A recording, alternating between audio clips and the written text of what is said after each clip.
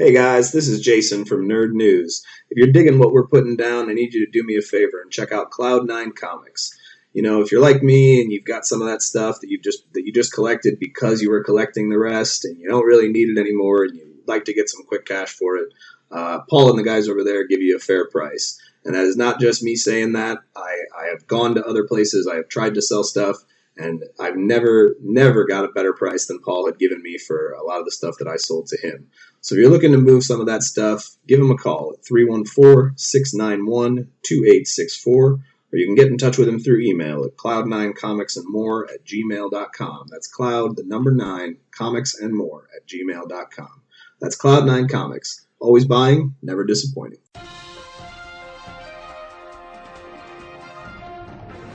Thank you for tuning in to Entertain the Geeky, your source for nerd news. Hey guys, welcome to Nerd News. This is Jason with you as always. I am joined tonight by my good friend Jams. Hi, I'm the good friend Jams. It is I. This is actually kind of cool because I don't know if any of you out there used to listen. That's awesome. That's unprecedented. Yeah, that's great. But James used to go to school up at Flow, and he did the Friday morning show up there. Yeah. And I used to come up there and talk about all nerdy stuff and play cool music, and it was great. Yeah, you were my co-host on the Friday Morning Frenzy. Yeah.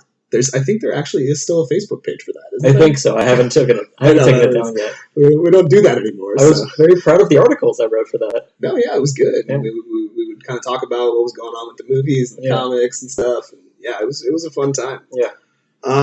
But so we had some interesting stuff happen since we talked last. The first big thing that just is blowing my mind and continues to blow my mind even now as I'm about to talk about it is the Battlefront 2 trailer. Yes. I mean, the first thing that just really, really smacks me in the face that's better is local co-op. Yeah. I mean, that's always the ideal that you want to strive for since Mario Kart, since GoldenEye. Right. These are pivotal games that are very important. I want to do Galactic Conquest with a buddy. Yeah. I want that to be a thing. Yeah. And it looks like Battlefront 2 is finally gonna give us some of the things we've been missing from Battlefront 1 that was, just a big part of the old games. But yeah, there's they got the new single player story mode that looks really cool. It takes place directly after the events of Jedi. Is this the first time a Battlefront game has had a story game or story mode? I mean, so Battlefront, the story of Battlefront games has always been the Galactic Conquest, right? Mm-hmm. Like that was always the premise of the story mode, right? You played campaign mode, and it was about going planet to planet, like conquering the galaxy for the Empire or the Rebellion. You are fighting the Star War. Yeah. Welcome. Yes. So they've never done like a narrative-driven story.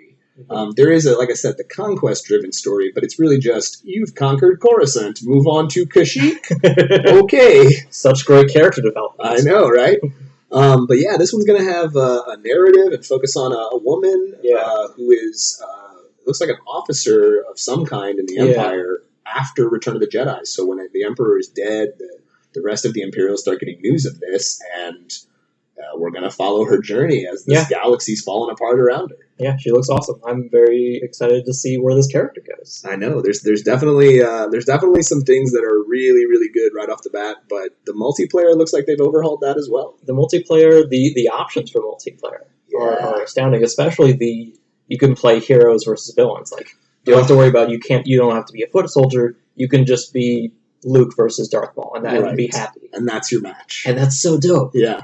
And then the real big thing about that, because there was a mode in the first Battlefront that had heroes in it, but it was kind of like a King of the Hill type thing, where one person on the map would be an iconic hero, whether it was a dark side hero or a light side hero. Yeah. So it was either Luke, Han, or Leia, or on the other side it was Boba Fett, the Emperor, or Vader. Right. And you had to be, so it was basically one hero versus everybody else, and the person who dealt the killing blow to the hero got to be the next hero. Right. And it was about who could stay the hero the longest, right? Just who could get the most kills with the hero. A very weird hero dichotomy. It is. It is a very strange way to do that, but it did provide some interesting fun being able to play as Luke and Darth Vader and the Emperor and stuff. So it'll be interesting to have a mode in the game where that's just your choice from the get-go. Right. I'm going to be Rey. So that's what I'm going to do. Yeah. And it's great. I can't wait. I really, really, really think that they've listened, that EA and LucasArts, they have listened to the criticisms that fans had of the first game. Yeah. and fixed the problems. Yeah, all they've had to do for years is just listen to Star Wars fans. Yeah, oh yeah. It's a never-ending pool of information and that's what I dig about Disney, right? It seems like they're taking a more fan oriented role to how they develop things. What do the fans want? Yeah. And we're going to release this thing and see what they think about it. And if they don't like it, we'll make it better. Right. So, we got Rogue One, and that was just a taste of what they could do with a story that's not about a Skywalker. Yeah. And it was great. Yeah. And now I want to see more. Every movie they make where it has not so great of a reception is just a seed that's been planted for something they're going to do much better. Oh, absolutely. Yeah. I cannot wait. This is just talking about it. It's got me all flustered, but we got to move on. We got to talk about some other stuff. So this week in comics, Marvel dropped its Legacy one-shot. Yeah. Which I got to say, I've not really been too excited about what Marvel's been doing recently. I mean, I've talked about my feelings of Secret Empire on the show and how I felt it all ended very terribly. But I got to say, I was really, really impressed by this one-shot. Yeah. I mean, right from the get-go, when they were talking about doing this Marvel Legacy, they were teasing this idea of 10,000 BC Avengers. Yeah, which we said sounds dumb. Yeah, it sounded silly. Like a gimmick, like a 90s gimmick. Yeah, and so I was skeptical. And the prologue of this one-shot, and we are going to get into some spoilery territory here about Marvel Legacy one-shot and then Dark Knight's Metal here in a little bit. So if you haven't caught up, go catch up and then come back to us. But it starts out the prologue with a kind of a look into the 10,000 BC Avengers. Right, and, straight to the point. Right, and right off the bat, again, I'm skeptical, but then I started realizing who these people were and that they really, really took their time to find the right people that would have been alive or been a part of the world in 10,000 BC. So the first one's Odin, which, they lived for millions of years. Yeah, good, yeah. Fair point Marvel. And he's wielding Mjolnir, but apparently Mjolnir doesn't like him, and that's fantastic. It doesn't come back to his hand when he goes to recall it's a Knight Rider situation. Yeah, it's a fickle hammer. Oh, welcome this is my new tap, Odin's fickle hammer. That's great. We should pitch that to Marvel. Yeah. But no, so right off the bat, I was like, okay, that makes sense, right? An Asgardian is here. That's fine. Yeah. And then the Phoenix comes in. Yes. And again, point. Yeah, they're not calling out like, oh, hey, Phoenix, how are you doing? Yeah. You know it's the Phoenix because she's on fire. Yeah. She's flying. And she's also on fire. Yeah, exactly. So right off the bat, the first two they introduced me to, I was in. I was like, okay, great. I'm excited about this. You thought about this. Okay. And then some other characters come in, and some you can recognize very easily. One is a Black Panther. Which, I mean, he's got the skin of a Black Panther around him. He's wearing the Panther thing on his head. He's adorned the mantle. Yeah, so clearly the Wakandans have existed for much longer than we've ever thought, which is great. And then you see someone who has glowing hands, and you realize it's an Iron Fist. Yeah. Which is another thing that makes perfect sense why there would be an Iron Fist in the world. Yeah, like that. Yeah, it's a gift. It's great. And then a man comes out of the background that is clearly a caveman, right? Like he is a Australopithecus, very early caveman, and he's the Star Brand. Yeah. And if you're unfamiliar with the Star Brand out there, I urge you to check out Jonathan Hickman's Avengers and New Avengers runs that led up to an event called Infinity that he did. Every piece of that book is building toward the event, and it actually is really, really well done and well thought out. But basically, the Star Brand is an entity from the far reaches of space that basically lies in wait for a host to come along and notice it. Yeah. Right? So clearly that's what happened to this caveman. Maybe he stopped to, take a poop, and all of a sudden he touched the Star Brand, and now he's the Star Brand. Now he's the Star Brand. But this does not give him cognitive abilities on par with the others, right? He can't speak English. He kind of speaks in grunts, which the Iron Fist promptly translates for some reason. I mean, fists are the Tower of Babel of the body, apparently. And then so then you see the final member, and he's got like a glowing thing going on around his head, and he's sitting next to a dead mastodon, and the Avengers are kind of arguing about who killed this big Celestial that they're fighting. Right. And, which is clearly a Celestial. Right, yeah. I mean, it's giant, yeah. right? It is a Celestial being. It's not a general giant. Oh, no, yeah, it is a Celestial. Yeah. And this kind of glowy head guy, he says the giant will be mine, or was felled by me. Yeah. He will feel my vengeance for what he has taken from me.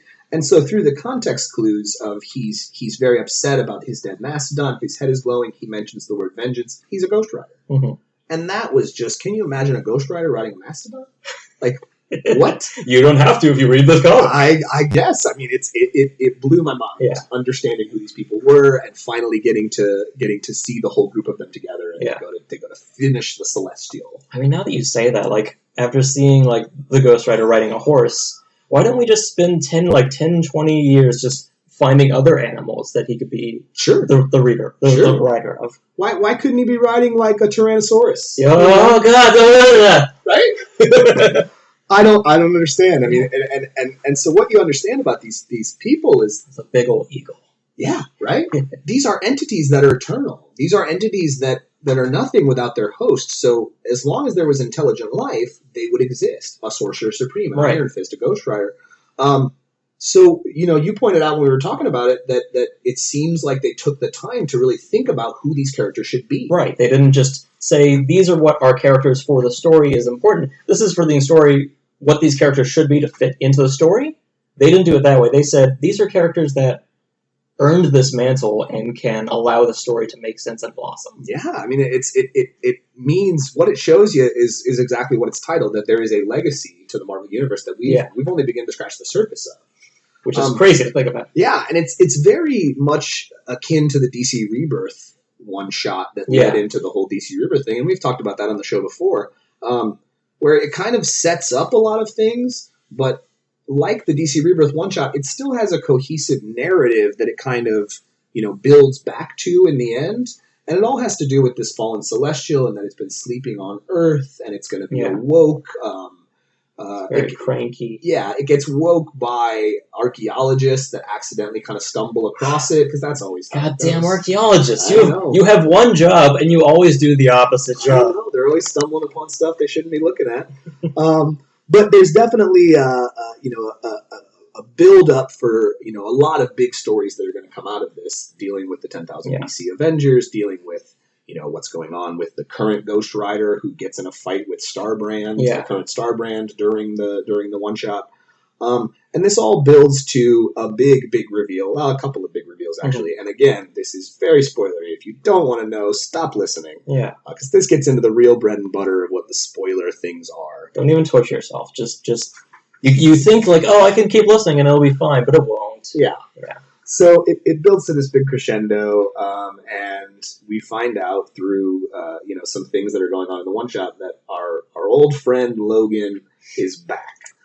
The Wolverine walks free of his prison again. That might be the most surprising so far, because I really thought it would take them a few more years to bring him back. I'm going to be honest. I thought they wouldn't even keep him dead as long as they did. It's been 3 years. I was so proud that they kept him on as long as he did. I agree, but I thought it would be a year tops. Yeah. I thought by the time Logan hit theaters, we'd have Wolverine again. Yeah, that was the fear. Right, yeah. That just seemed, but we have Old Man Logan in the universe, and that's pretty much what they were doing with the film anyway, so it seems like they had a plan, and they stuck to it, right?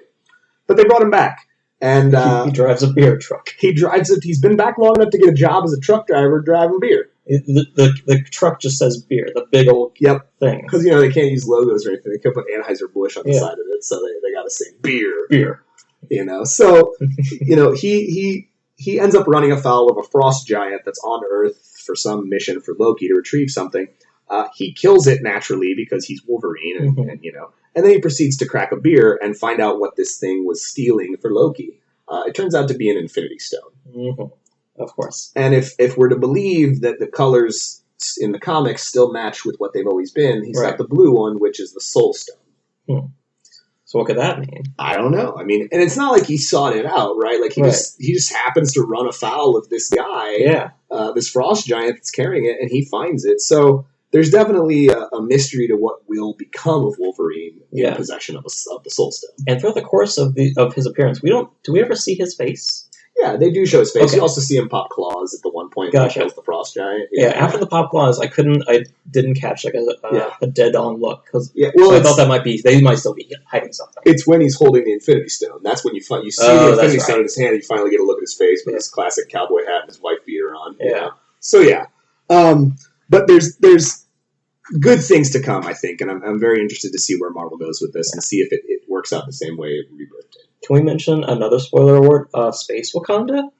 Space Wakanda. So we talked about how clearly the Black Panther and the Wakandans have been around a lot longer than we thought. Yeah, that's because they're from space, apparently. I don't know. There's a landscape shot among more like a bunch of different landscape shots, and it says throughout 3 panels and ends on the Wakanda Empire of the Galaxy. Yeah, like the Galactic Empire of Wakanda, which is mind blowing. Yeah, just mind blowing. I can't wait.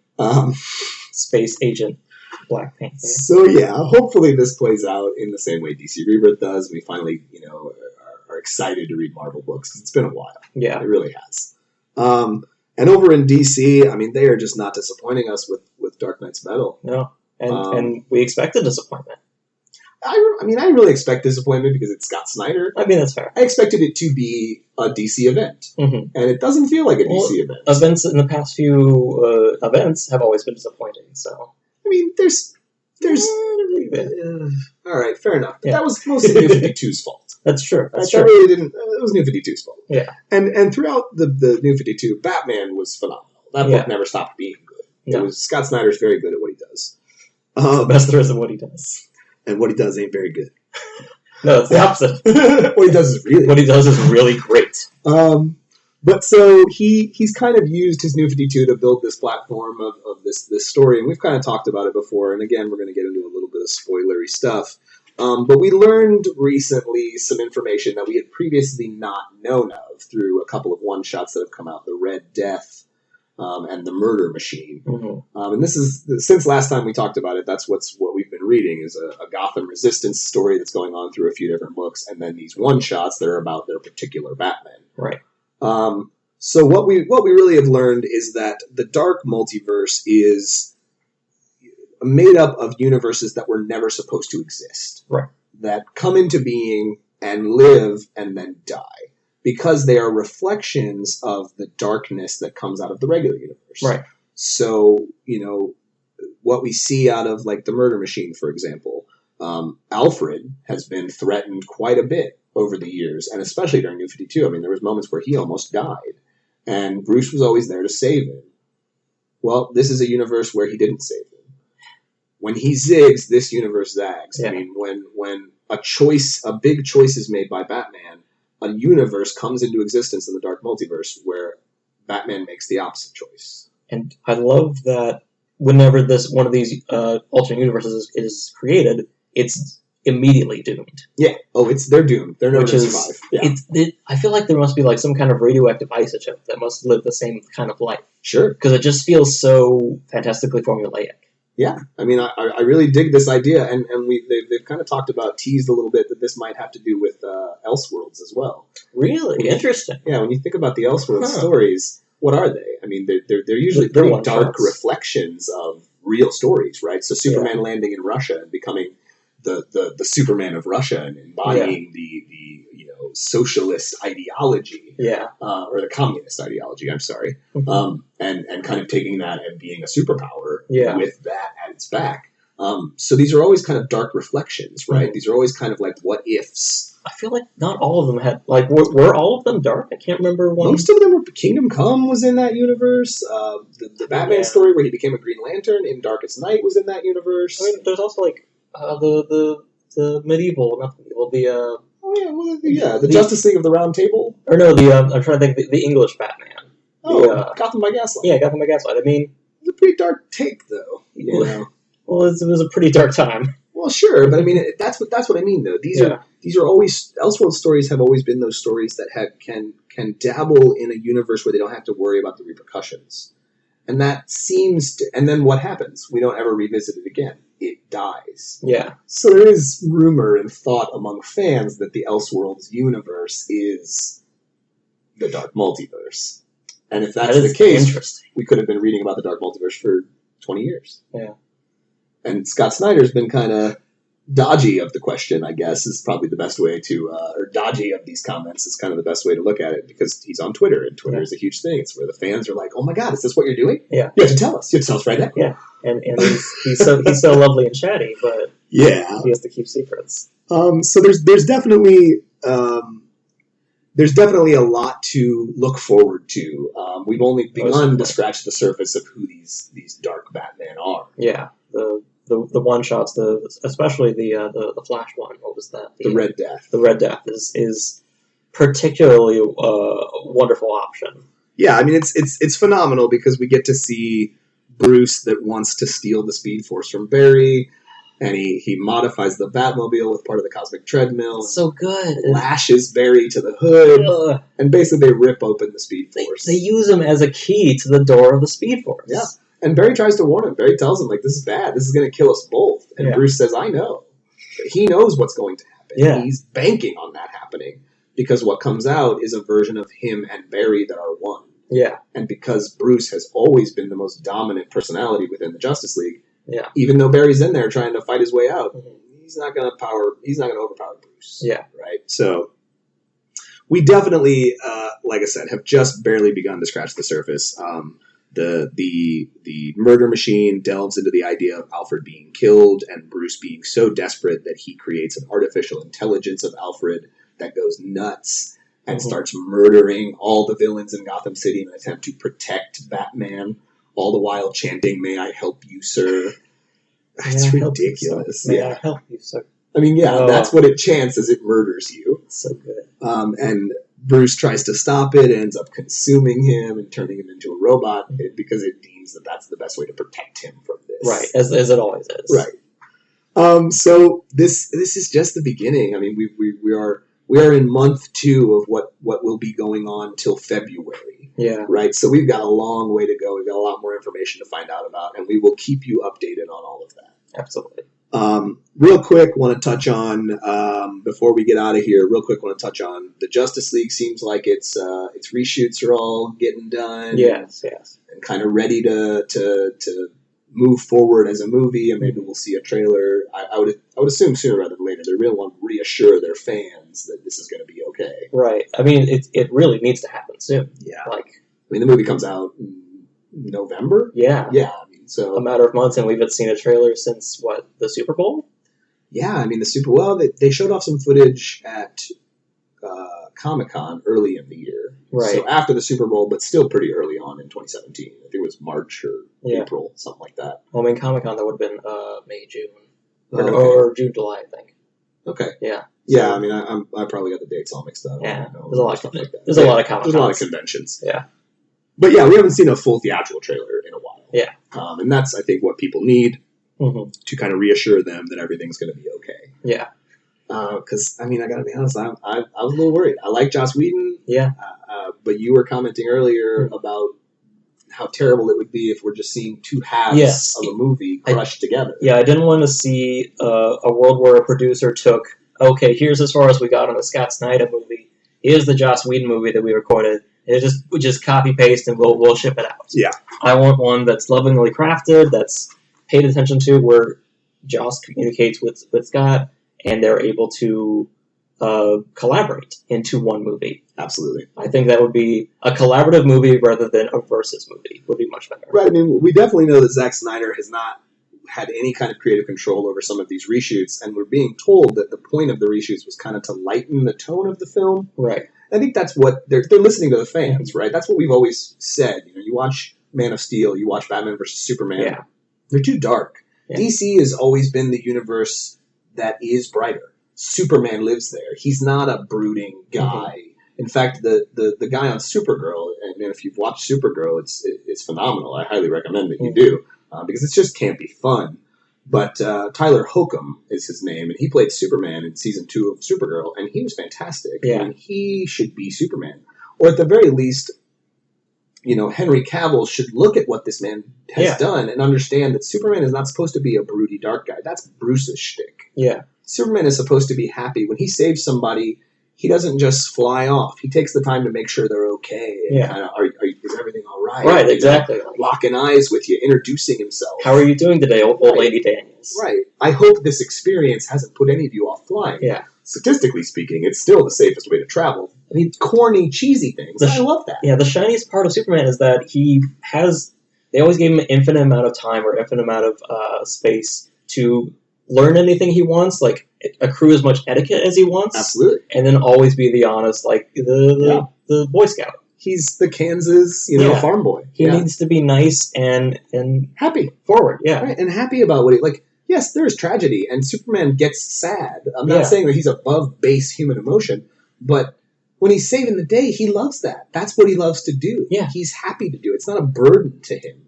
There was not nearly enough of that in cinematic history so far. We need to see that. This one. And so I hope what Joss Whedon's done with lightening up the movie has brought that idea to the table. Like, why is Superman so dark? Yeah. Superman is supposed to be the shining beacon of this universe. Mm-hmm. And maybe they'll kind of give us a through the death and resurrection of Superman. Maybe his mind gets changed. Maybe he comes back a different person. I don't know if I'd even like that. Because that also feels like a cop-out and not a character growth. But it's something that the fans want, and there's no way we're going to get it that's going to satisfy us. That's true. I just want Superman to be happy. I don't care if it's hokey. I just want my super son to be happy. I do. I really want him to be the guy I know he should be in this universe. Mm-hmm. And real quick, we're going to get into something when we have a little bit more information, but I just wanted to toss it out there. Rocksteady is working on some kind of project. And if you don't know Rocksteady, they're the Batman Arkham games developers. And if you've not played the Batman Arkham games, I mean, I highly recommend it. Go out, check them out. They've got a nice little remastered version of the first two for PlayStation 4 and Xbox 360, and then Arkham Knight, which came out early last year. That's how we met. Yeah. I mean, I was sitting in the living room. I was playing Batman Arkham City, I think. Yeah. And you were like, "Oh, playing Batman? Can I hang out?" Yeah, sure. I don't want to be downstairs right now. I want to be upstairs. Yeah, we were at my house having a party, and I wasn't in a partying mood, so I was playing a video game. Yeah, it was great. And look at us now. And here we are, entertaining you with all the goofy, nerdy stuff you love to hear about. But they are working on a new project, and there is no information yet, so there's really nothing I can speculate on.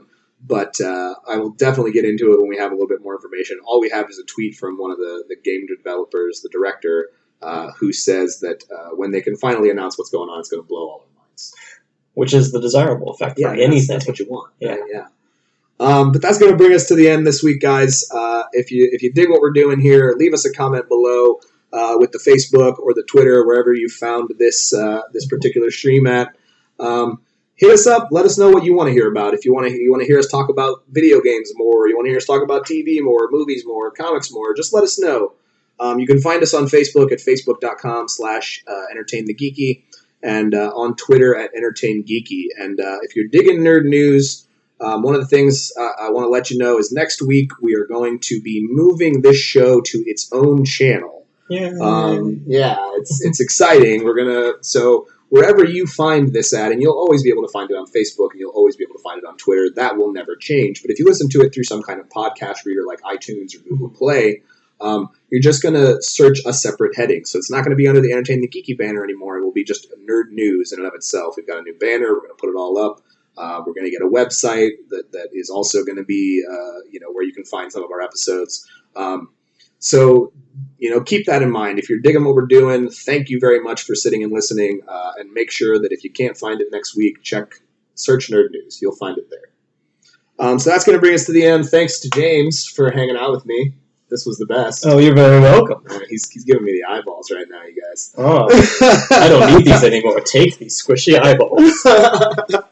But it's fun, man. We're gonna have to have you on again. Yeah. I have to do Friday Morning Frenzy. Yeah, it's been good. Well, now that we have our own channel too, we're gonna add some more content. So that's something. If you have any ideas about what you want that content to be or what else you'd like to hear, me and whoever is sitting here with me, whether it be Jams or someone else, prattle on about, let us know. So we'll see you guys next week, and until then, stay geeky.